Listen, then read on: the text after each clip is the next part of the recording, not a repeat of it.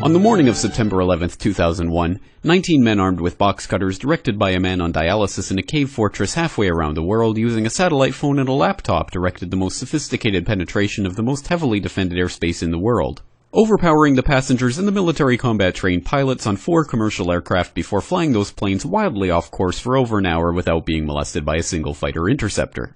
These 19 hijackers, devout religious fundamentalists who like to drink alcohol, snort cocaine, and live with pink-haired strippers, managed to knock down 3 buildings with 2 planes in New York, while in Washington a pilot who couldn't handle a single-engine Cessna was able to fly a 757 in an 8,000-foot descending 270-degree corkscrew turn to come exactly level with the ground, hitting the Pentagon in the Budget Analyst Office where DoD staffers were working on the mystery of the $2.3 trillion that Defense Secretary Donald Rumsfeld had announced missing from the Pentagon's coffers in a press conference the day before, on September 10th, 2001. Luckily, the news anchors knew who did it within minutes. Osama bin Laden. The pundits knew within hours. Osama bin Laden. The administration knew within the day. Terrorists who committed these acts and those who harbored them. And the evidence literally fell into the FBI's lap. That a hijacker's passport was found blocks from the World Trade Center crash site, if you can believe that. But for some reason, a bunch of crazy conspiracy theorists demanded an investigation into the greatest attack on American soil in history. That investigation was delayed, underfunded, set up to fail, a conflict of interest, and a cover-up from start to finish. It was based on testimony extracted through torture, the records of which were destroyed.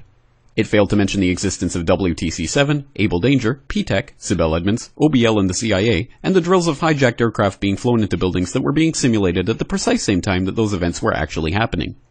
It was lied to by the Pentagon, the CIA, the Bush administration, and as for Bush and Cheney, well, no one knows what they told it because they testified in secret, off the record, not under oath, and behind closed doors. It didn't bother to look at who funded the attacks because that question is ultimately of little practical significance.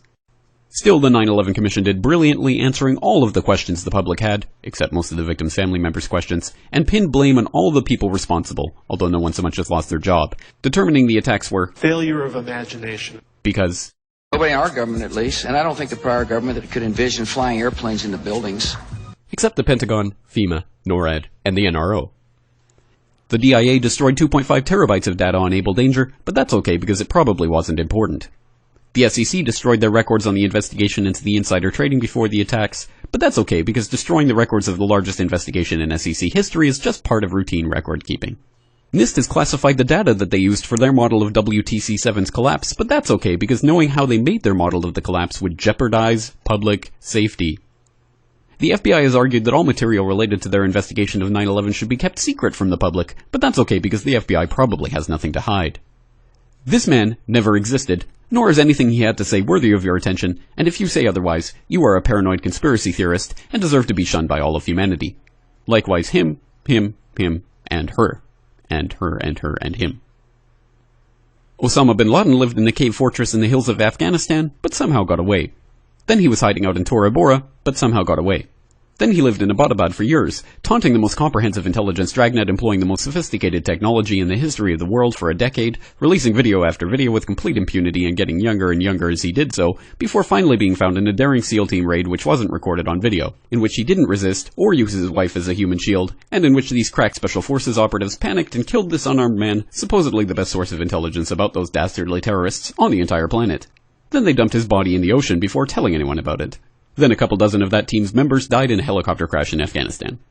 This is the story of 9/11, brought to you by the media which told you the hard truths about his head could be seen to move violently forward.